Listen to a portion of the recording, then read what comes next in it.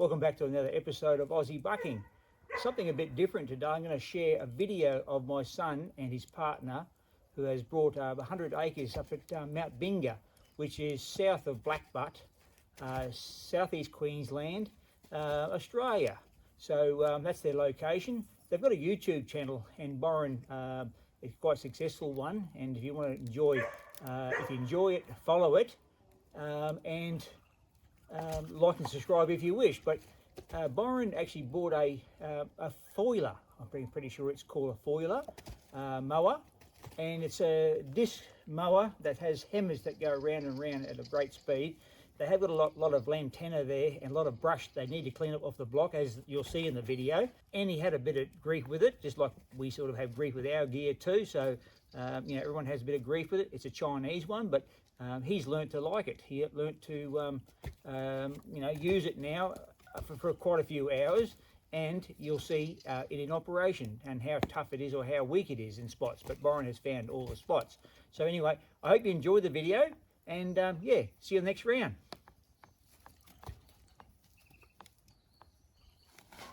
Welcome back to another episode of Off Grid at Mount Binga. In this episode, I'm going to review the Flail mower. This is a paddock, the brand paddock Flail mower. The model is SPTBFM04. Yes, that is a mouthful. We have had a great response from you, our viewers, and the Flail mower has come up to 20 hours, and it's about time I give you a bit of feedback on this beast. It's had its issues, that is for sure, so I hope in this video I can show you a few of them and help people who have purchased this machine to fix or repair the similar issues that I've found along the way. It cost us just under $8,000, that's Australian dollars. Please hang around in this episode as I go through all the things I've found, good and bad, mostly good.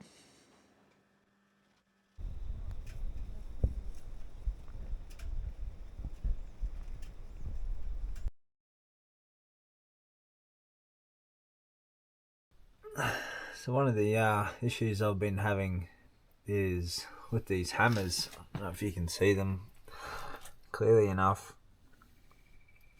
There's 24 hammers along this shaft. It rotates at high speed, and that's what does all the cutting. As you can see here, these nuts and bolts come loose. Lucky they have a nylock on them, and which holds that nut from coming off, but it's still loose. So what I've been doing is getting some Loctite, undoing them, and getting some Loctite on them when I see them a bit loose. I'd hate to see these come off at full speed. There is a perfect example of what I mean. So it's almost every time I park up I've got to check this.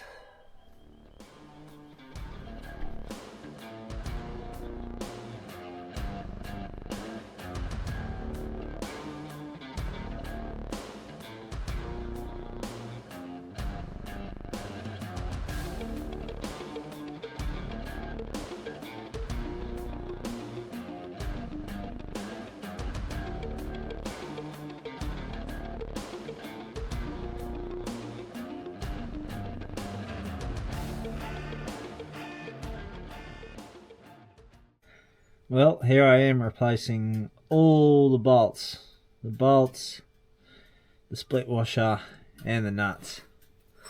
Just hit a rock and broke 3 off and just sheared a bolt. So what I found out, or what I have found, is that these might not be the best of quality. I'm going to replace all 24 of them right now with a hardened bolt, a new split washer, and a brand new nylock nut. It's just not worth it. So here we go.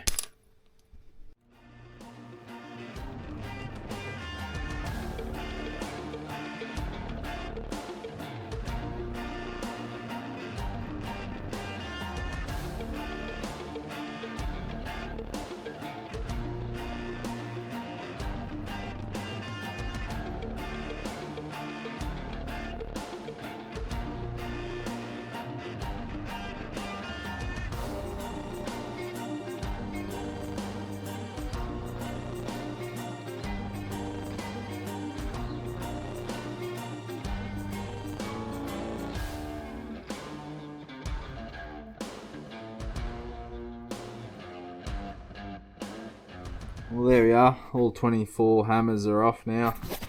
All the nuts and bolts I will be replacing, so I'm not going to do much with them except take them down to the shop and get something exactly the same in thread size, everything length, but definitely a better quality. As you can see, there's the drum, and we're all off, so I figured while I got these off I'm going to touch them up. This one here has copped a fair bit of damage, as long as his mate there. They're the two that fell off just now, thanks to one rock I couldn't see. Now, while I've got these off, it's worthwhile giving them a sharpen up. I don't want to get them super sharp, it'll make the edge weak, but I just want to take that dull edge off, give it like a 1.5, 2 mil edge, and it'll cut a lot better. That's the dull edge I'm talking about, so we can tidy that up.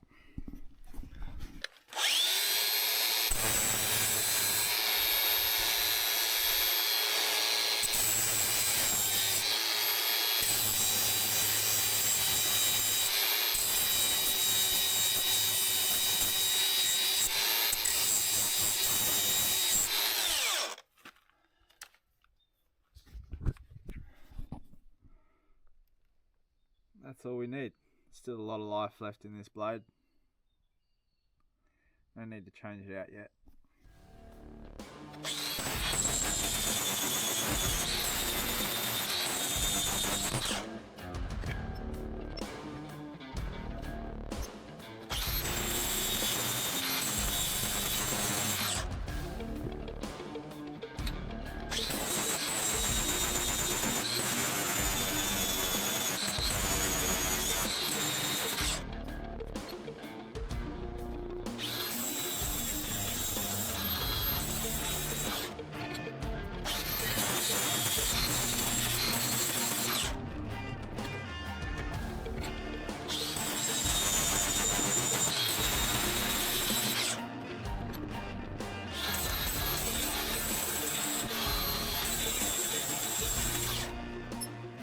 So I've got through all the hammers and got them sharpened. Now we've got to put it back together. While I was uptown this morning, I got some new bolts, new split washers, new nuts, nylock. Have a look.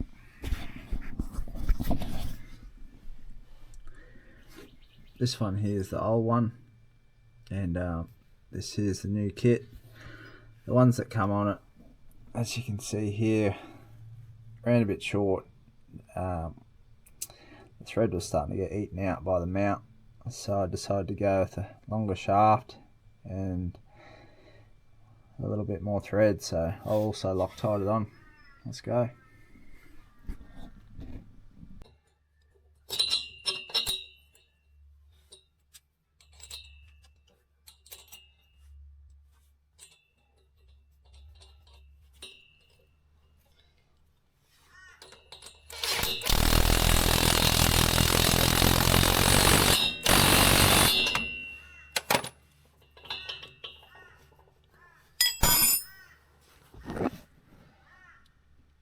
First one done. What a difference. Fingers crossed these last.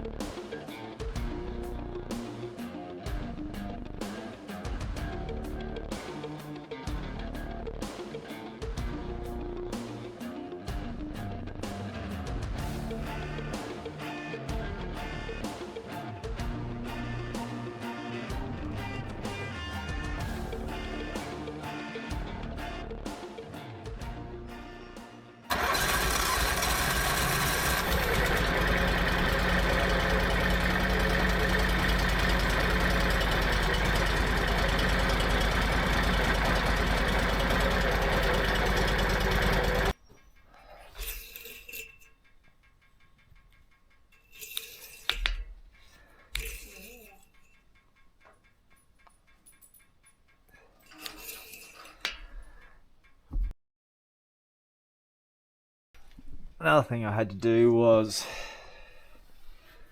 put a little bit of wire from this back guard or opening here up to here, because what I found from the vibration, this would screw itself down on this large thread and it would get closer and closer to the ground, and you know, half an hour later I'd be a lot lower on one side, so that just holds that in the right spot. I've done the same on both sides.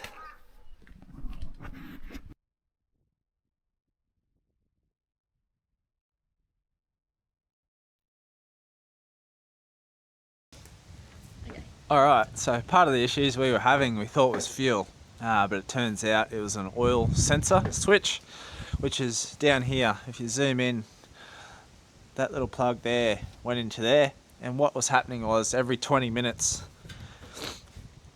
well, after 20 minutes it got hot and the motor would completely shut off, so I'd have to jump off the four-wheeler, come back. What I thought was a fuel issue, so I'd be priming it up, it would restart straight away, but 5 minutes later it would stall out again, and it would do this over and over and over until I thought, bugger this, so I'd just turn it off and drive home. So I'd only get about 30 minutes of mowing in each session, and 30 to 35 minutes, and it was getting quite annoying. I consulted my old man and we thought it was fuel. I also consulted my mate in Emerald, Meeksy, if you're watching, thanks for your help. But what we found out was it was the oil issue. So another issue I had was with this battery. The standard battery had nothing but language on it that I couldn't read, so it was straight from China. That battery gave up probably 2 hours in. It just stopped completely dead. I imagine it blew a cell, so I got that replaced. The battery lives under there, so I've had no issues since I've bought a better quality battery. For those that have been asking, this here is the offset that tows behind the mower. It looks like it's not centered now, but in this position with this arm here and where it connects up to the four-wheeler, it actually tows directly behind the four-wheeler. And then if I want a half offset, which means half of this will be on the side of the mower, I put it into the middle. And then if I want a full offset, which means this whole flail mower is offset to the four-wheeler, completely offset, it goes into this hole. I'll do a little video on that shortly.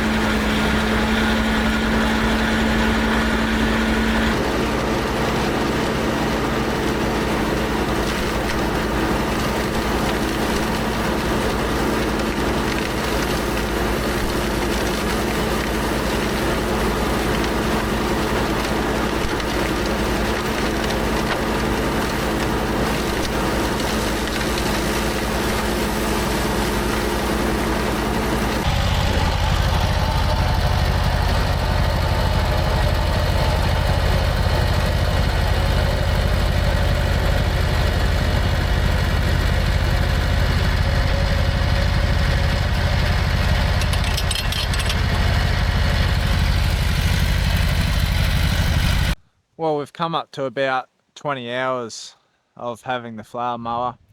It's been an amazing tool, and I mean, like I said in a previous video, we were going to buy a tractor and a slasher, but in all honesty, we would have had to spend 50 grand to get what we wanted and to do the job that we needed. But for a fair bit less than $10,000, we've scored a Flail mower. Yeah, it's Chinese and it's had its problems, but I've been able to sort most of it out myself. A little bit of diagnoses from family and friends, but I think we've got it to a point now where I can run it for 2 hours solid, and we have absolutely no issues. So I definitely rate it. It's a very, very good thing, and as you see in the video, it just eats anything that's in its way. It doesn't matter if it's big or small. I definitely try and keep the rocks out of it and the large hard sticks, but anything that's green up to 50, 60 mil, it just absolutely eats. So I hope you enjoyed this episode of the Flail review, and if you do yourself a favour, you should definitely buy one. It does the job. It does what we need. Anyway, thanks for watching.